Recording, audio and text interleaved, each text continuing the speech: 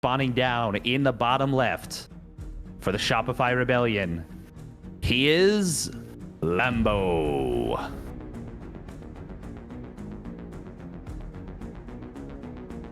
And of course, his opponent in the upper right, in the red, again for the Platinum Heroes, he is AqueroN.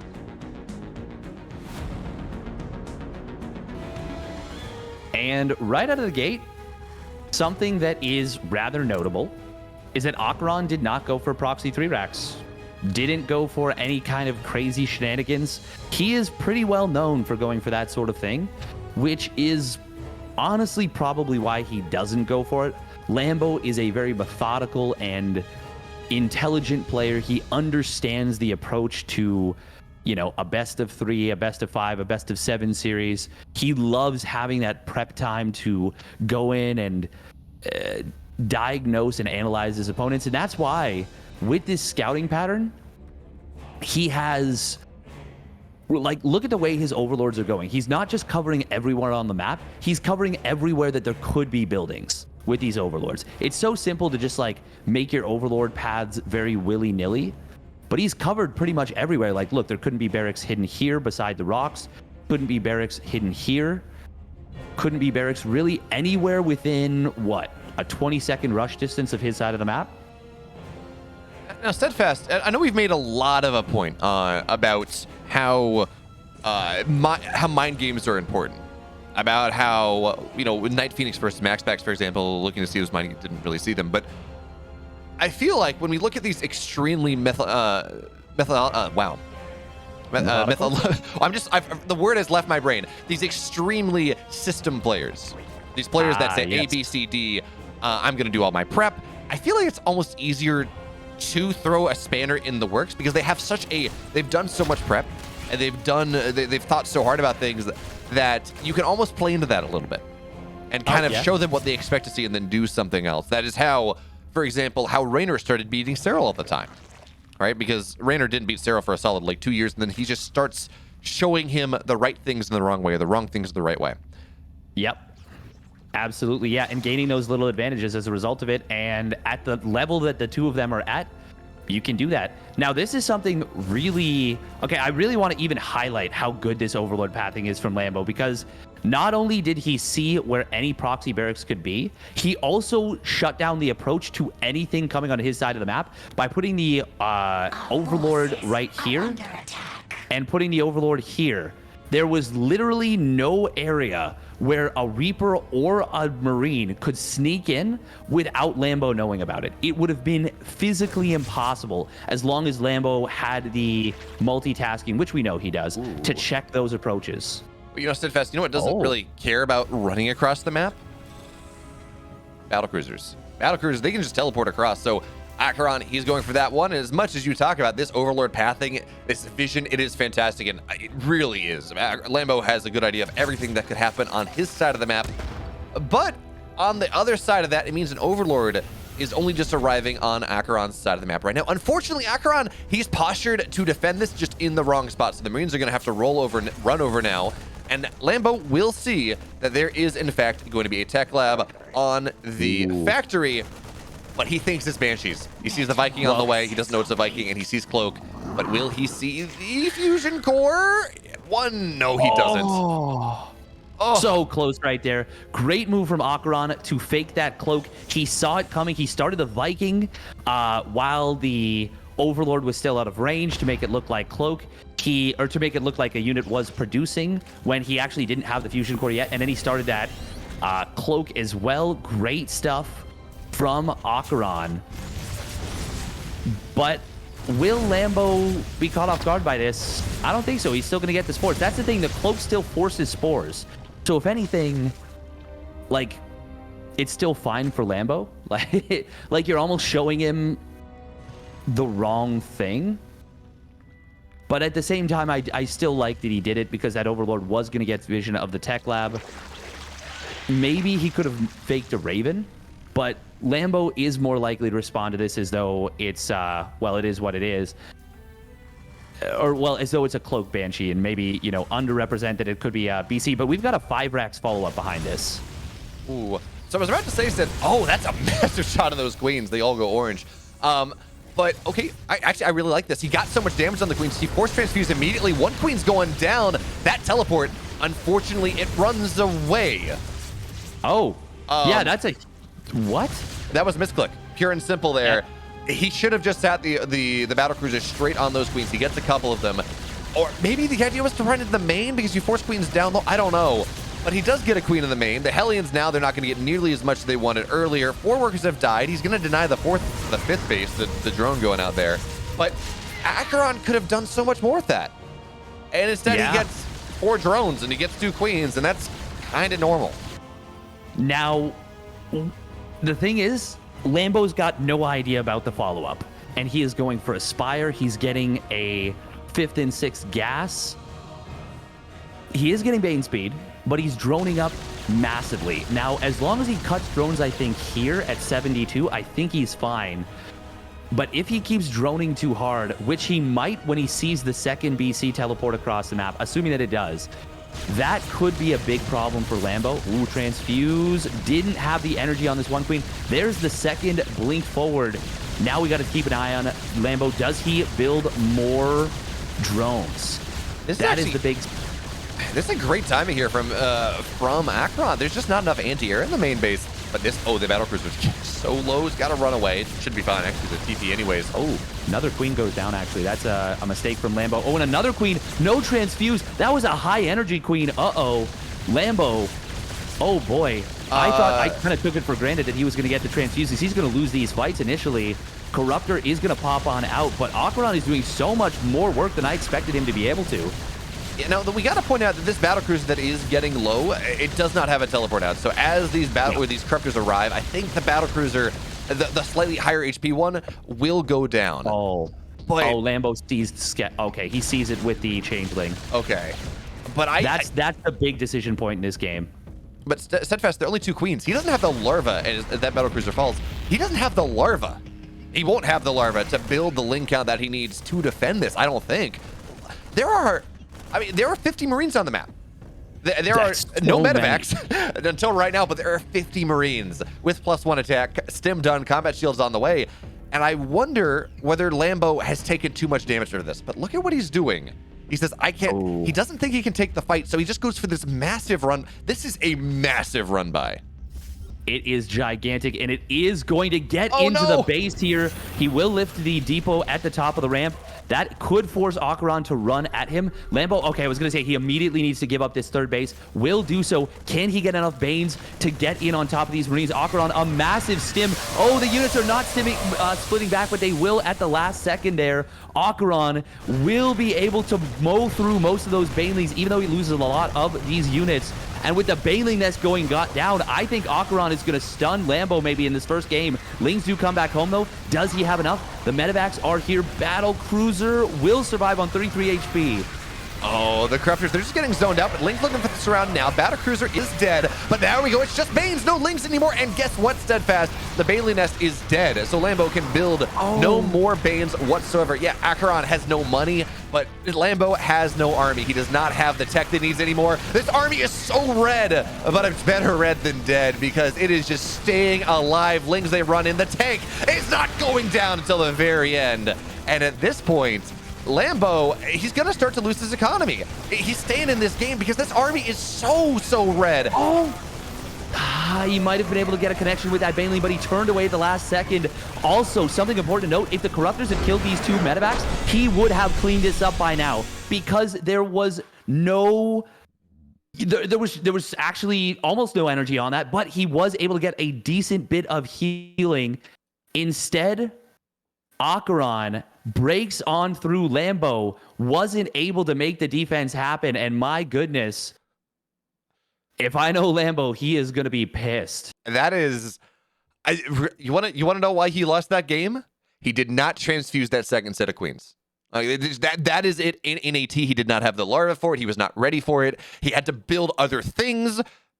And losing those queens, you want the queens. You want 9 queens as that army at the front, that HP buffer to allow you to morph more Banes, to set up your surrounds. You don't have that. You don't have the larva. You don't have the creep spread. You don't have the production. 1A, stim in, go, occupy the natural. What a game from AqueroN. Brilliant game. And Lambo, oh man, I love that he went for the counterattack there, but it still left him kind of in the lurch. That was a toughie. That was a toughie. Great build preparation from AqueroN right there, and he takes a very surprising game number 1. This has the potential to massively shake up the group now. So we're going to talk about something more in a second, because we do have game 2, but it is Moondance, and we'll talk about what that means after the intros.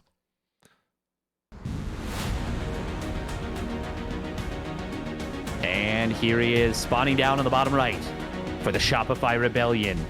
Can he turn it around? It is Lambo.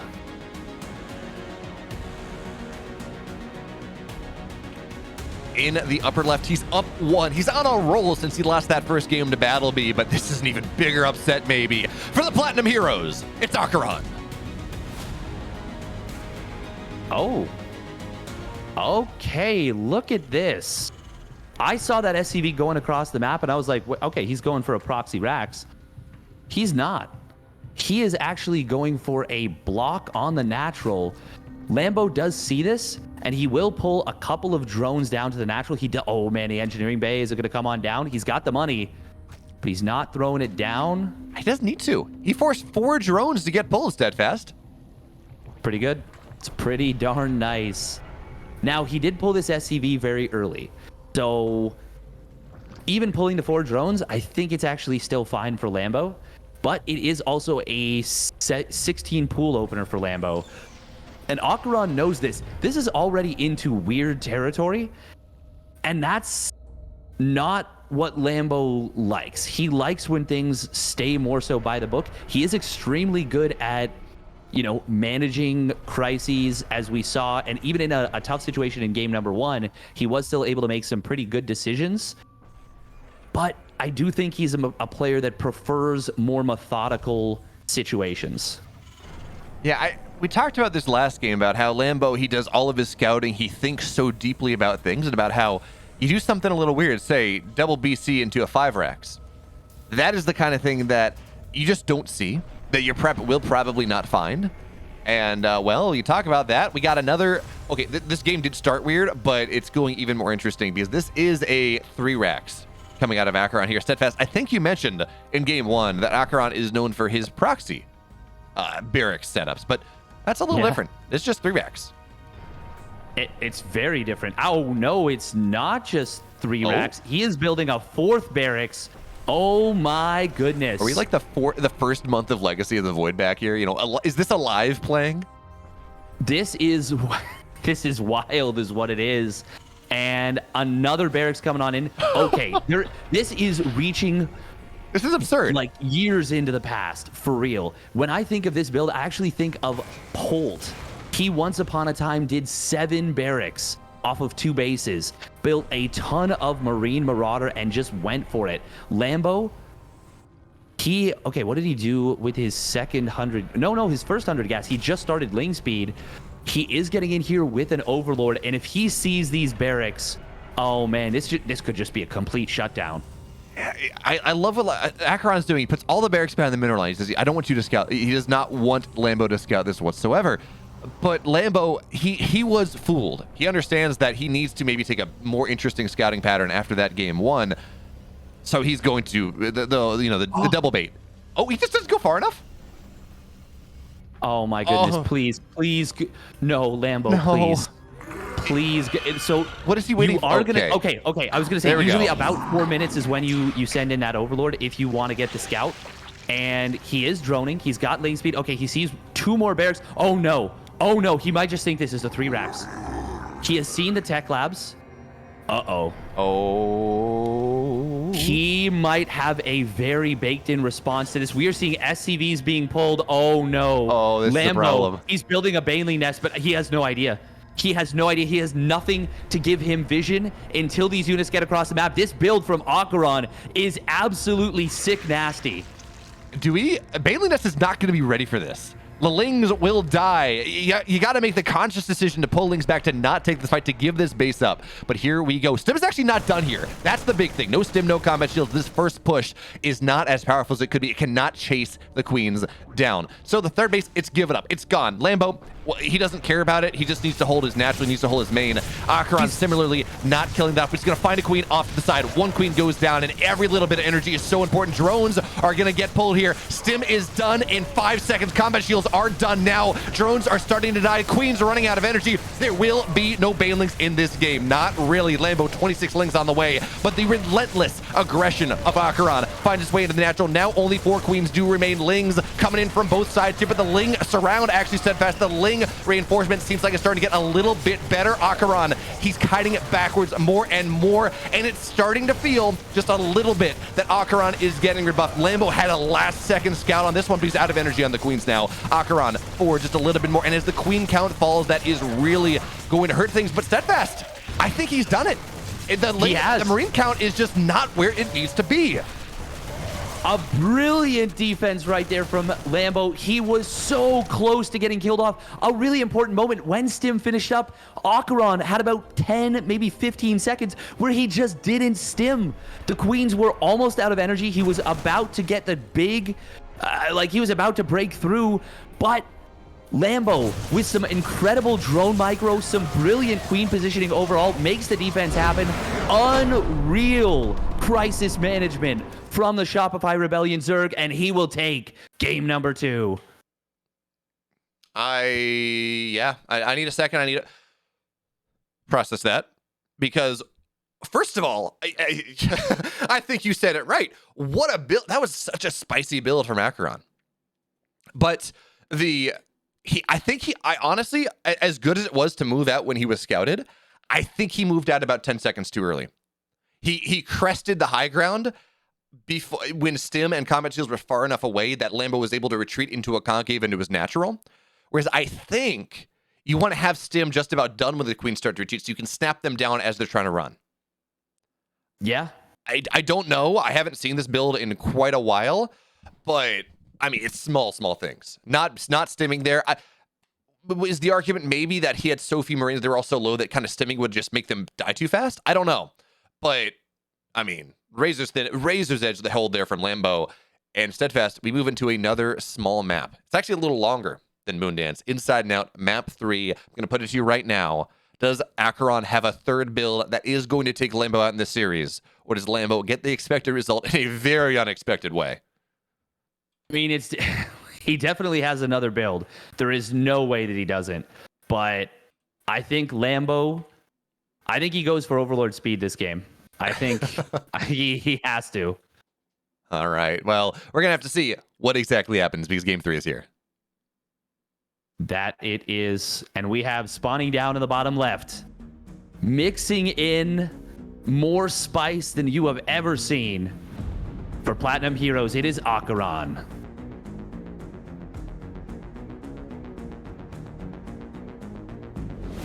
His opponent with the last second, the Razor's Edge hold on Moondance, but maybe a little bit more confidence now. He is, for the Shopify Rebellion, it's Lambo.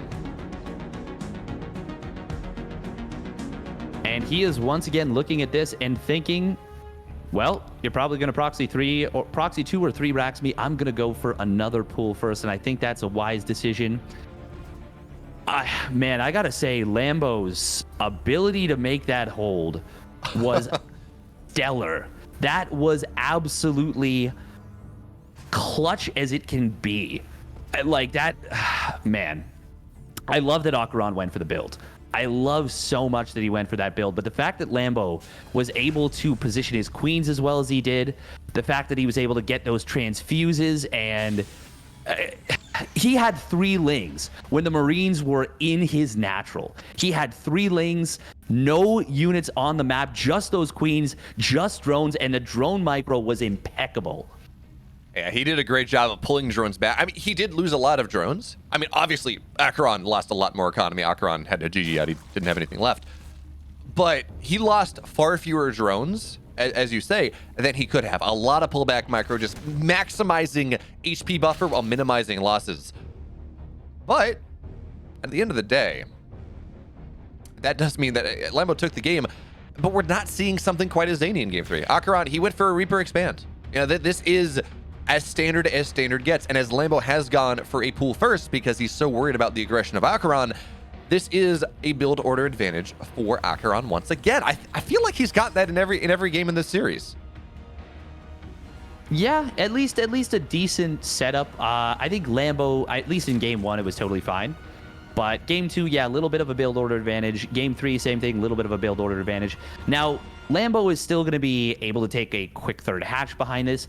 When you only commit to 4 lings, the fact that he forces the Reapers to stay at home for a little while is kind of nice, and you're going to use those lings to defend against the Reaper anyways. I actually don't think it's that bad. Build order advantage is so razor thin, but just having the security, the mental security to be safe against the proxy racks, that's worth it as far as I'm concerned. That's fair. We talk about, okay, well, you know, maybe going Reaper expand versus a pool first is 2%, maybe a 2% win rate, whatever it is, you know, a minor advantage for the Terran, you get more economy. But as you point out, the mental safety, the lack of stress, because StarCraft is not a game of everyone playing perfectly. StarCraft is very much a game of forced and unforced errors, and if you can reduce that mental load from your just the way you're approaching this game, that means you're going to make less mistakes. So I can see that you're going to play better. So I can see that, and it is going to work out probably for Lambo. You're not going to put him too far behind. But I thought this was going to be for a Banshee. He's getting a Viking out of that. I guess with actually no stim on the Tech Club, maybe it will be for a Banshee after all. But Steadfast. Ooh. Ooh. Oh, is that he just get far enough in? Is that just for the fake? Nope, it's real. It is. Oh, wait, maybe? Oh, you might be right, because he just threw down a fusion core. Yeah. Oh my goodness. Oh my goodness. Oh, okay. Oh, and the double port. Oh, game. Oh, give this to me. Someone call Nathanius. Get him in here. This is... What was the IQ? Over 9,000 on this IQ. That is an amazing mind game. Because he did this in game 1, but he did it with Banshees. Yeah, so, and it was just single port. This is 2-port BC when his opponent is going to be thinking it is either a Hellbat Marauder push or maybe a 2-base tank push with a very quick stim. It's one or the other from Lambo's perspective. No way in hell is he thinking it's 2-port BC. Unreal build. So the upside of this, at least for Lambo, realizing part of what this is, he is going to build a lot more. Oh, he's building Banes! I didn't realize how quick the Banelius was, but he's building Banes here. He just wants to be careful about the Hellions. Check Lambo's vision. He just got a Ling into his opponent's main base. He saw both ports. He saw the fusion core. Huge scout for Lambo. Oh, that is actually, yeah, no, I saw the Banes. I thought he was just really overreacting. I didn't see that Ling. No, that is absolutely massive. So more queens on the way. He's not going to stop for quite a while. We're at 8 right now. He's going to go up to 10, probably 13, 14, 15. And at this point, AqueroN, he had the whole Bane switch. You just got to keep your supply depots open. You just got to keep them closed, I guess. And that is going to be the difference, but at least right now the Hellions will find a Spore. I feel like it might even be worth it to kill that, but diving into the natural, Drone's going to get pulled away immediately here, and I don't think these Hellions get all that much done. This is going from brilliant play and brilliant build orders and baits from AqueroN to kind of a disaster, and the build hasn't even happened yet. Yeah, now, the thing that makes this so much better for Lambo is where he puts those spores. Oh, yeah. He's able to not just put them in the main mineral line, he puts them in between the bases as well. And we've got this 1-spore repositioning. The first BC does teleport forward, so it's not even with both BCs. Yamato Cannon just now started up, so he can't just click down those queens. Armory gonna follow it up, but he's already lost so many of the Hellions. Lambo, I mean, this looked so scary for him, but now it feels like everything is just falling apart for AqueroN, and he's just kind of grasping at straws. Is this going to be like a 4 BC like quad Yamato Hellbat timing? I mean, there's a third base on the way, so I guess not. But maybe. Well, I mean, it kind of is. Like even this third base is very late. That could make sense. So we are at 12 queens on the map. more on the way. He's going to go up to 15, maybe even higher. If this was 9 to 12 queens, quad Yamato killing 4 queens. I love the mule's route, though. He wants to keep him on the map, doesn't want him to teleport home, but he doesn't have Yamato. 1 queen will go down. Good target fire. Second one's dying. Third one getting low. 1 battlecruiser. It's actually going to die here. That is missed micro. It's unfortunate, but more queens are starting to fall here, Steadfast, and he has them sectioned out. Links around, though, on the left side, though. That's a little bit better for Lambo, but how many queens remain? 2 battlecruisers still here. It's 4 reposition. Only down to 8 queens, but it's not enough. Second battlecruiser dies. Lambo, he takes the win.